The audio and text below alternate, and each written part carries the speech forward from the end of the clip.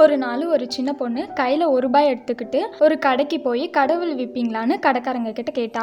அந்த கடைக்காரங்க இது ஒரு பிராங்க்னு நினைச்சிட்டு கடையை விட்டு அனுப்பிடுறாங்க. சின்ன பொண்ணு விடாம எல்லா கடைக்கும் ஏறி ஏறி இறங்குறா. எல்லா கடையிலயும் கடவுள் விற்பீங்களான்னு கேட்குறா. காலையில தேட ஆரம்பிச்சு நைட் ஆகிருச்சு.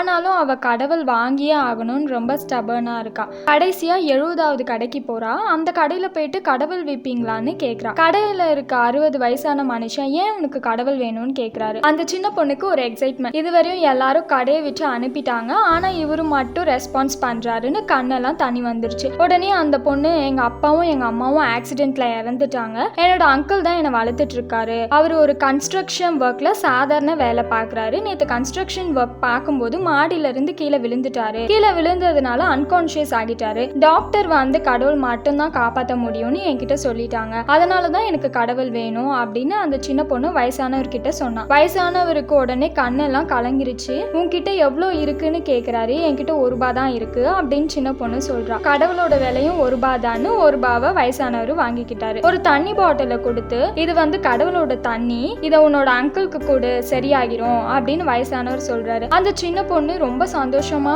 ஓடி வந்து ஹாஸ்பிட்டலுக்குள்ள கத்துறா. நான் கடவுளை வாங்கிட்டு வந்துட்டேன், நீங்க சரியாகிடுவீங்கன்னு அந்த தண்ணிய அவங்க அங்கிள் வாயில கொஞ்சமா ஊத்தி விடுறா. அடுத்த நாள் காலையில ஒரு பெரிய மெடிக்கல் எக்ஸ்பர்ட் டீம் அந்த ஊருக்கு வராங்க. கரெக்டா அந்த சின்ன பொண்ணு அங்கிள் அட்மிட் ஆயிருக்க ஹாஸ்பிட்டலுக்கு வந்து செக் பண்ணி பார்த்து ஆபரேஷன் பண்றாங்க. ஆபரேஷன் பண்ணதுல அவங்க அங்கிள் கியூர் ஆகிறாங்க. ஹாஸ்பிட்டல்ல பில் கொடுக்குறாங்க. இந்த பில்ல பார்த்தா அவங்க நினைச்சு பார்க்க முடியாத அளவுக்கு பில் ரொம்ப அதிகமா இருக்கு. அந்த பில்ல பார்த்த உடனே அவங்க மாமாக்கு என்ன பண்றதுன்னு தெரியல. உடனே ஹாஸ்பிட்டல்ல ஒர்க் பண்றவங்க சொல்றாங்க, சாரி சார், நான் உங்களுக்கு பில்ல தப்பா கொடுத்துட்டேன், உங்களோட பில்ல வந்து வயசான மனுஷன் வந்து கட்டிட்டு போயிட்டாரு, நீங்க எதுவும் கட்ட வேணாம், உங்களுக்கு இந்த ஆபரேஷன் பண்றதுக்காக மெடிக்கல் எக்ஸ்பர்ட் டீமா அவர் தான் அனுப்பி வச்சாருன்னு ஹாஸ்பிட்டல்ல இருக்கவங்க சொல்றாங்க. அப்போ அந்த சின்ன பொண்ணு சொல்லுவா, நானும் அவரை பார்த்திருக்கேன், அவரு தான் அந்த தண்ணியை கொடுத்தாருன்னு சொன்னா. உடனே சின்ன பொண்ணை கூட்டிட்டு அந்த வயசானவரை பார்த்து தேங்க்ஸ் சொல்றதுக்காக கடைக்கு போறாங்க. ஆனா கடையில பார்த்தா அவரு இல்ல. அங்க வேலை செய்யற ஒருத்தர் சொல்றாரு, வயசானவர் தான் இந்த கடையோட ஓனர், அவர் வெளியூர் போயிட்டாரு,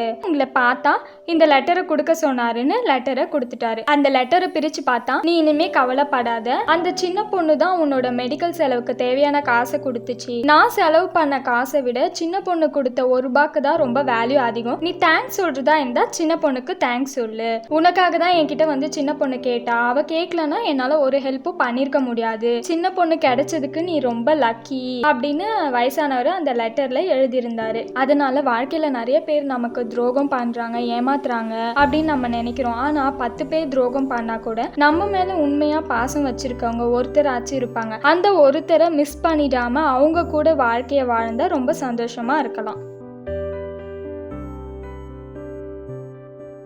இந்த ஸ்டோரி உங்களுக்கு பிடிச்சிருந்ததுன்னா மறக்காம சப்ஸ்கிரைப் பண்ணுங்க, உங்க ஃப்ரெண்ட்ஸ்க்கும் ஷேர் பண்ணுங்க. இது தி இன்ஃபோ கேர்ள். நான் உங்க கலைவாணி.